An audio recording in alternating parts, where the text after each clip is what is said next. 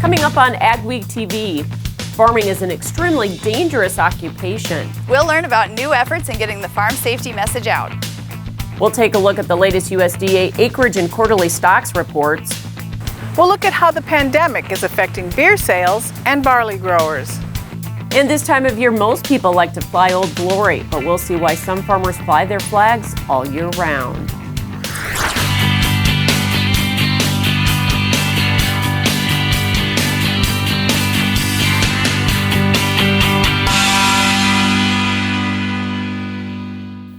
Welcome to Agweek TV. I'm Michelle Rook.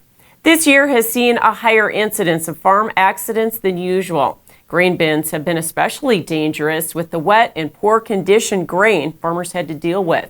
Add to that, complications from the pandemic and getting the message out about farm safety has become even more important. In this week's Agweek cover story, Jenny Schlecht tells us more about some efforts to get the word out about farm safety. Farming is one of the most dangerous occupations according to national statistics, and the numbers of injuries and deaths seem to be rising for some types of accidents, including grain bin entrapments. But there are many things farmers can do to stay safer. When we talk to people who have a close call or an incident, almost always what they say is, I was in a hurry and I didn't think about it. Megan Shossow is with the University of Minnesota's Upper Midwest Ag Safety and Health Center. She says lately farm dangers have been made worse by poor weather conditions, trade issues, and COVID-19. Especially in the past year, grain bin incidents have been ticking upwards pretty dramatically. There's also plenty of stress and mental health challenges in rural areas. You know, it may not initially grab your hand, but it could grab that part of your baggy sweatshirt. NDSU Extension Agent Angie Johnson says Extension has safety resources available on a variety of topics, including chemical safety, road safety, grain bin safety, and more. And she says the most important thing to remember, just slow down. Remind yourself to stop, think, and act, and make really good choices. And I know how hard it is because our time is so limited, but really, the farm won't be successful if you're not there. In Fargo, North Dakota, this is Jenny Schlecht for Agweek. Agweek reporter and content manager Jenny Schlecht covered this story and is here with more insight. So Jenny, we talk about farm safety all year round because it's so important, but why does NDSU Extension feel like they want to make more of an emphasis right now? Well, Angie said that it started out with the pandemic. They wanted to give people information about how to clean their equipment when more than one person's going to jump in a tractor. And they wanted to talk about ways that you can socially distance and yet communicate, especially if you have maybe employees who have never worked in ag or haven't worked with you before. And so that's where they got started. And as they talked about it, they came up with so many other ideas and so many other topics that they realized needed to be emphasized. The big one in the past year has been grain entrapments.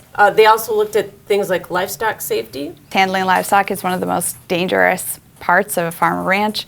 And so they want to emphasize that you need to make sure that people who are going to be around animals know how to be around animals. So any tips on ATV safety, especially because we have a lot of kids that are driving ATVs on the farm too? Some things that she mentioned were that in a lot of those crashes that result in serious injuries and fatalities, there's no protective equipment used, no helmets or other things, and that a lot of times there are passengers. And unless it's a side-by-side, you're really not supposed to have a passenger on a four-wheeler. So of all the experts that you talk to, what do you think is the best advice for helping farmers, farm families maybe prevent accidents on the farm? Yeah, the thing that Angie Johnson kept coming back to was stop, think, act. And I think so often we get caught up in, I know how to do this, I need to get it done, it needs to get done quickly, that if we just stop and think about the best way to do something before we do it. Maybe it means turning off the tractor, maybe it means not being on a certain tractor when you're doing a certain task, or maybe it just means finding a different way to do something. That second of stopping and thinking can really help prevent a lot of these problems. And of course, Jenny will be back with us a little later in the show as we talk about some of the challenges agriculture has faced so far the first 6 months of this year. Many people celebrate the 4th of July with a cold beer. The pandemic has been a rough time for bars and restaurants in large events like sports and concerts, but off-sale beer sales have been strong. Rose Dunn takes a look at how these changes have disrupted the brewing industry and barley growers. essentially all the on-premise business went to zero. So all of our draft business pretty much dried up literally overnight. Craft beer sales across the country dropped as much as 80%. But at the same time, beer distributor Doug Restemeyer says canned beer sales skyrocketed, especially larger packages of lower-priced beers. That's good news for malting barley growers, although questions remain about the future. We're in territory that we just are not exactly sure where we're going here. Things change; they're changing daily, and we're just not sure where we're going. Chairman of the North Dakota Barley Council says all of North Dakota's 640,000 contracted acres went in. In fact, that's a 10% increase from 2019. But some growers in Montana and Wyoming canceled contracts and didn't plant this season. Short term, no, I don't see any shortages. My concerns would be maybe a year down the road, because if this stuff didn't get planted. Well, at least one malting plant in the U.S. had to halt production during the pandemic. This Anheuser-Busch plant in Moorhead did not. AB's Midwest Regional Agronomy Manager says so far they haven't seen a lot of effects on their barley contracting. We still need barley, like I said, for Moorhead and our malt plants, so we are still continuing to hold to our contracts and to our delivery schedule. No barley, no beer, and I know everyone likes their beers. In Fargo, North Dakota, this is Rose Dunn for Agweek. Barley not used for the malting industry is used for pet food and livestock feed.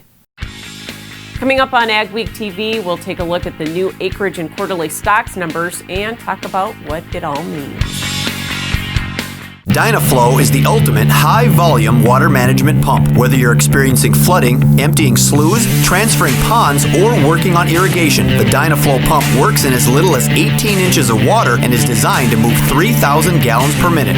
The Dynaflow lift pump is the perfect upgrade to your drain tile system. Using line shaft turbine pump technology, these pumps are made to last while operating efficiently. Dynaflow drain tile pumps can move up to 1,500 gallons per minute, up to 3,400 feet away. When you think about it, productivity starts at planting. So it's time to rethink how productive your planter can be. We did with the new Case IH 2000 Series Early Riser Planter. We rethought your row unit so it's tougher, more accurate. We rethought your meter, took the most precise technology, factory installed it. We rethought every inch of the Case IH Early Riser Planter to make it the most productive planter around. And if you think about it, that's exactly what you want. Advanced Grain Handling is your regional dealer for grain handler dryers, bins, and accessories. With Grain Handler's continuous mixed flow drying systems, you're capable of high levels of grain dryer efficiency on all types of grain, including seed grain. Advanced Grain Handling also carries West Steel's quality stainless steel products for on-farm and commercial grain storage solutions. Advanced Grain Handling has licensed and trained service techs and a licensed electrical shop. Get a hold of Chad Kylo to find the perfect solution for your farm. This is Dennis Beliski reminding you we do auctions and we do them well. You've built your operation with hard work, and when it's time to sell, all or part, you deserve the best. Details from repairs and preparation to promotion and settlements are not routine. Chances are you'll only do this once, so we'll tailor an auction just for you and get it done right. On-site at your farm or added to one of our highly successful Alaris Center auctions, we have the skill, reputation, and integrity to meet your needs with best-in-class commitment and quality service. Find us at resourceauction.com or call 701-757-4015.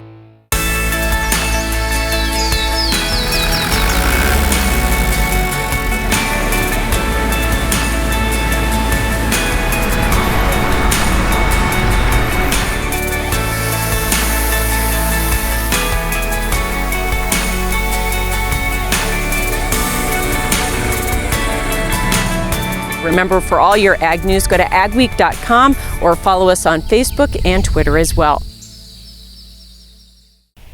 USDA's June acreage and quarterly stocks report had some bullish surprises, especially on acreage for corn, which was down 5 million acres from the March 30th report. Quarterly stocks were above estimates and close to last year at 5.22 billion bushels. Soybean acreage was slightly bullish. It was up 310,000 acres from the March intentions, but nearly 1 million acres below estimates. Stocks were 397,000 bushels below 2019.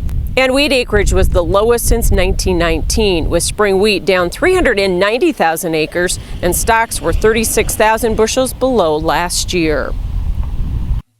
Joining us with report analysis is Jim McCormick with agmarket.net. Good to have you with us, Jim. Bullish surprises in the acreage report from USDA, particularly in corn, a 5 million acre drop. How surprising was that? Where did that come from? Heck, that was an incredibly bullish surprise. But the economics, it never made a lot of sense for the producer to actually plant 97 million acres. So the 92 million acres that came in, I think, was definitely a bullish surprise, but I think it's exactly what we thought should happen. How much effectively does that pull down ending stocks? You're going to lose around 900 million due to the less yield. If that's the case, you leave everything else unchanged. I think your carryout's going to be around 2.5. So let's also talk about corn quarterly stocks. Those came in at 5.22 billion bushels. That's almost identical to last year, which was a little bit of a surprise to you because of what we have been seeing in terms of feed and residual, right? Because you remember, when the ethanol industry kind of collapsed when the pandemic was at its apex in early part of this quarter, the distillers' grains went through the roof. So a lot of feed yards switched over to corn, we thought, and just kept that corn number going and fed a lot of corn. So that was a little bit of a surprise. So because the funds were loaded up so short coming into the report, and with what you said about weather, do you think we have a sustainable rally then?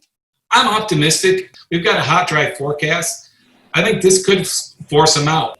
So the 83.8 million acre soybean acreage figure that was used, do you think it wasn't up as much as expected because we did have prevented plant in the Dakotas and Minnesota?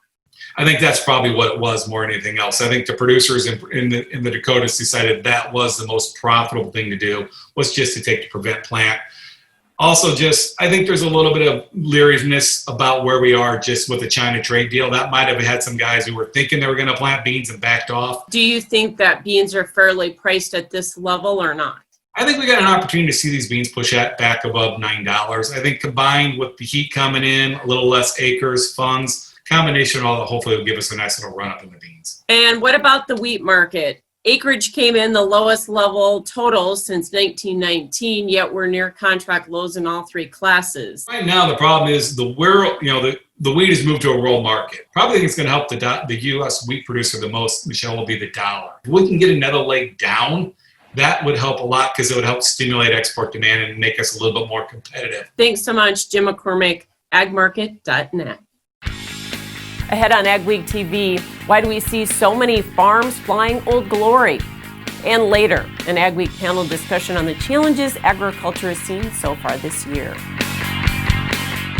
At Superior Grain Equipment, we're committed to quality and service, offering you the best in grain storage and dryers for any size operation.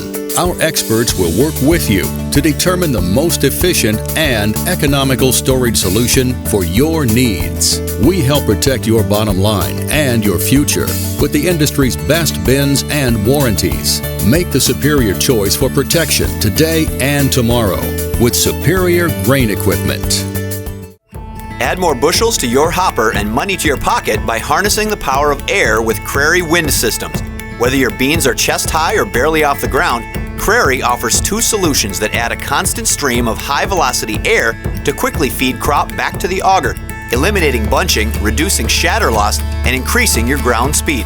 Don't let crop conditions dictate your yield. Check out the Crary Air Reel or Crary Wind System today. Dynaflow is the ultimate high-volume water management pump. Whether you're experiencing flooding, emptying sloughs, transferring ponds, or working on irrigation, the Dynaflow pump works in as little as 18 inches of water and is designed to move 3,000 gallons per minute. The Dynaflow lift pump is the perfect upgrade to your drain tile system. Using line shaft turbine pump technology, these pumps are made to last while operating efficiently. Dynaflow drain tile pumps can move up to 1,500 gallons per minute, up to 3,400 feet away. For Agweek, this is Mikkel Pates at Watertown, South Dakota. We'll look at the positive impacts that dairy can have on the community. A Minnesota couple has put a grain bin to a new use. Spoiler alert, it's not grain. This elaborate system of tubing with the downhill slope is how Maplewood State Park gathers sap to make syrup. Thanks for joining us for this week's edition of Agweek TV. Remember, for all your ag news, go to agweek.com or follow us on Facebook and Twitter as well. Change is constant in the ag industry. Stay ahead of the change with the latest ag news and insights from experienced ag journalists with an Agweek membership. Get unlimited access to ag markets, tech trends, policy news and products, along with farm life insights, profiles, and more with Light Access. Upgrade to All Access and get unlimited access to all of our FCC news sites, along with your award-winning ag news. Become a member today at agweek.com/subscribe for the ag news you need. Weather at or following the 4th of July is always critical for crop development and determining yield. So what can we expect? Here's our AgriWeather outlook.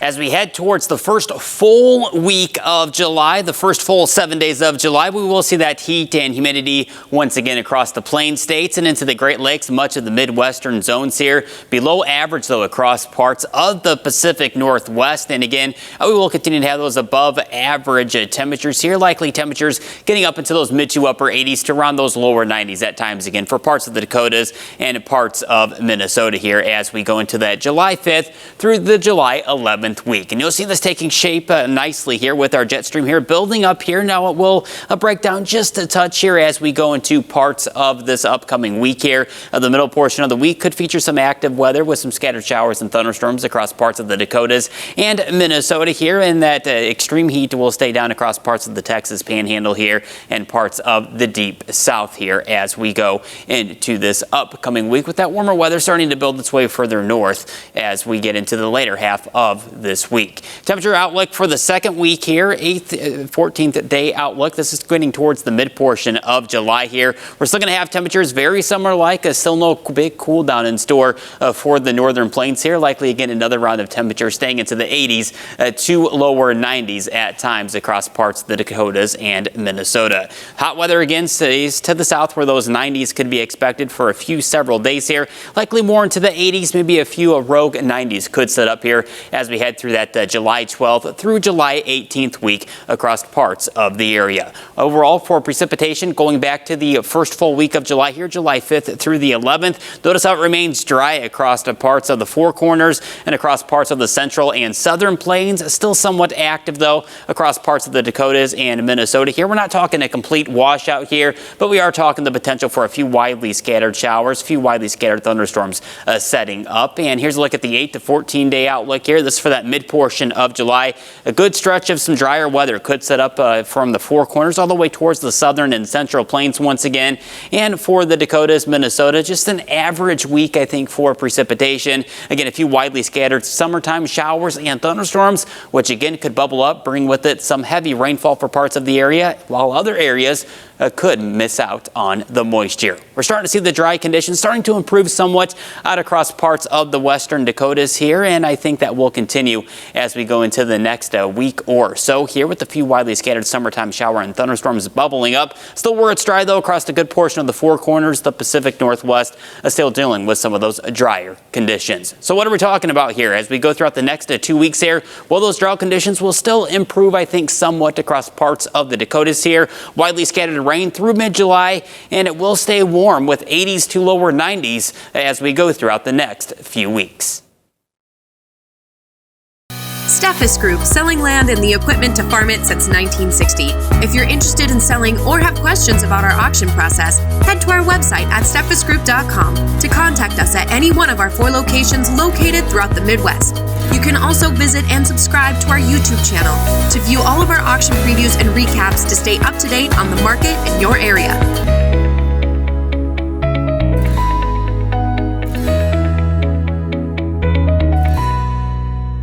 Growing up as a kid, Gateway was always the grain bin building and the grain handling people that were out in our area. One of the reasons we chose to go with Gateway was they're the leader in the industry and they are the #1 Brock dealer in the United States. We've really liked the Brock design and some of the designs that Gateway has come up with throughout the years. My best advice would be to just put your trust in them and let them come up with a design that's going to fit your needs. 2020 has started off where 2019 left off, with a lot of uncertainty and concern. Is your farming operation ready to take the volatility this year has to offer? Do you have a marketing plan in place to take advantage of opportunity? Are you finding it hard to separate the noise from the news? talk to the professionals at Martinson Ag. We can help you make sound risk management decisions that will help your operation survive during these unusual times. We're going to talk today about a revolutionary auto steer product that you guys have developed. We back one of these things in, it'll drain a 40-acre patch just within hours. What can you tell us about what dairy farmers do to make sure that their animals are happy? Their care is our primary concern. Is there still time for producers to get storage bins up? Absolutely. We still can definitely get something up and ready for corn harvest.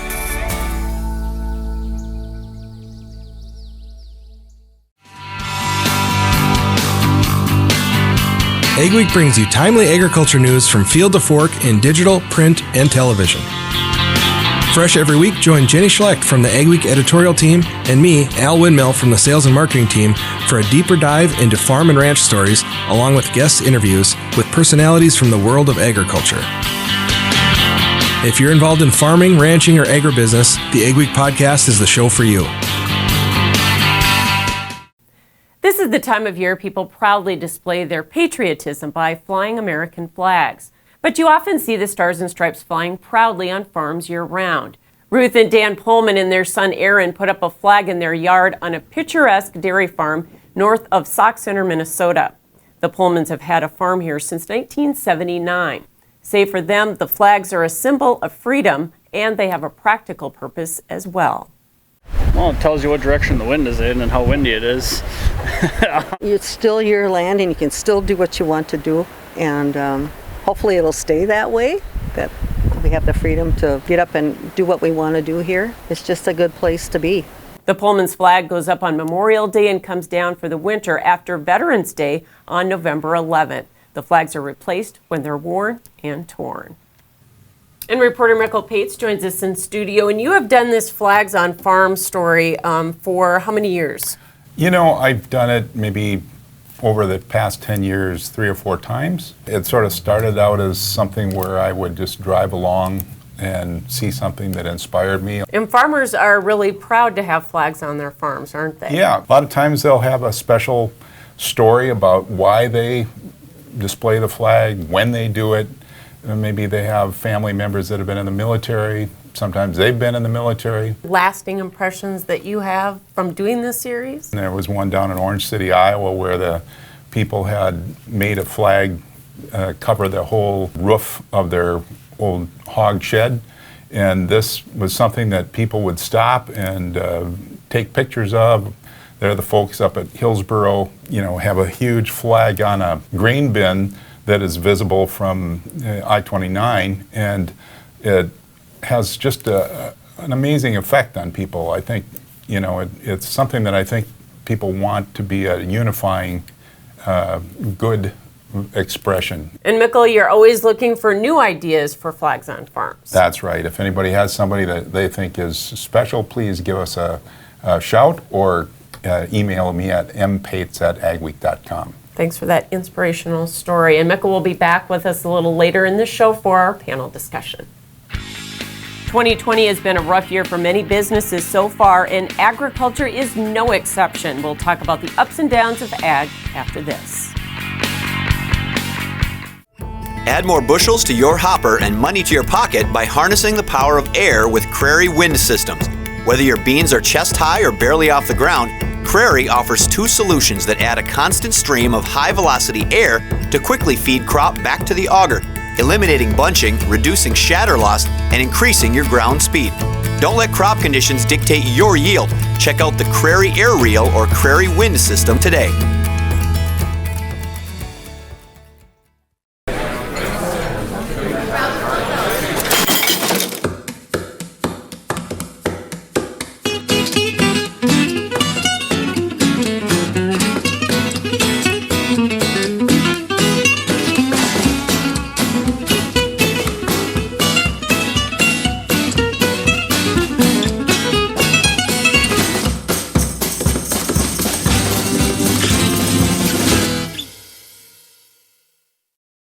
Every year, 40% of all food in the U.S. never gets eaten. 40%. That's almost half the food we produce. Food waste is a serious problem. It impacts all of us. And it's expensive. Your family is throwing $1,500 a year in the trash. We're working hard to put food waste on the chopping block. And you can do the same at home. Learn how to cook it, store it, and share it. Just don't waste it. Go to SaveTheFood.com. I'm Jenny Garth, and as a mother of 3, I know kids worry about a lot of things. Getting enough food to eat shouldn't be one of them. But here in America, that is a real worry for 1 in 5 children. Even though we are one of the most food-rich countries in the world, 15 million children don't know where their next meal is coming from. This is unacceptable, and something the Feeding America nationwide network of food banks is working to solve. Instead of accepting that our country lets billions of pounds of surplus food go to waste every year, Feeding America has made it their mission to help families in need by rescuing this food. Through food pantries and meal programs, the nationwide network of food banks provides more than 3 billion meals, serving virtually every community in the United States, including yours. Join me in supporting Feeding America and your local food bank by visiting feedingamerica.org. Together we can solve hunger. Together, we're feeding America. 2020 has been an unprecedented year so far, dominated by the COVID-19 pandemic, and agriculture has had its share of stories. Leading that coverage have been Mikkel Pates and Jenny Schlecht, who both join me now. Well, we've all three covered all of the pandemic, but the thing that kind of is the most striking is the supply chain disruptions and the processing sector disruptions, right? Absolutely. That's the thing that stands out to me the most is what hog producers and cattle producers have had to deal with, especially the hog producers, seeing processing shut down, having nowhere to go with animals, the price dropping, while at the same time the prices in the stores have gone off the charts. You're seeing some resurgence, I think, of interest in the local butcher, and we've got a Brothers butcher story where there's people, putting some new energy into local processing, and I think there's more interest from the consumer on where their meat is coming from, and I think some of that is good news. We also covered all of the COVID aid that has been disseminated, $9.5 billion of direct payments to farmers, but livestock producers in that for the first time in a very, very long time, right? Yeah, and I think that was something that a lot of people were worried about. We've seen the MFP payments for crops, and livestock have been affected, and they really haven't seen that same level of aid. This program, livestock took the starting role, and yet it's not quite enough to cover the loss for a lot of people, and I think it's going to be interesting to see what happens next. And that hits close to home for you, doesn't it? It does, and it's very hard to look at the cattle we've had in our feedlot and what they would have been worth, what happened after I think it was about January 23rd, and the market just really fell off. And that aid will help people in the cattle industry and in the other livestock industries, but it's not going to make anyone whole. I've been doing this a very long time. I've never seen people having to euthanize animals like they have this time around. So it's been a stunning 6 months. Well, some great reporting. We hope the next 6 months is better. And of course, if you want to see any of the stories that we've covered, you can go to Agweek.com. Thanks for watching this week's edition of Agweek TV. Remember, for all your ag news, go to Agweek.com and be sure to follow us on Facebook and Twitter as well. We'll see you next week.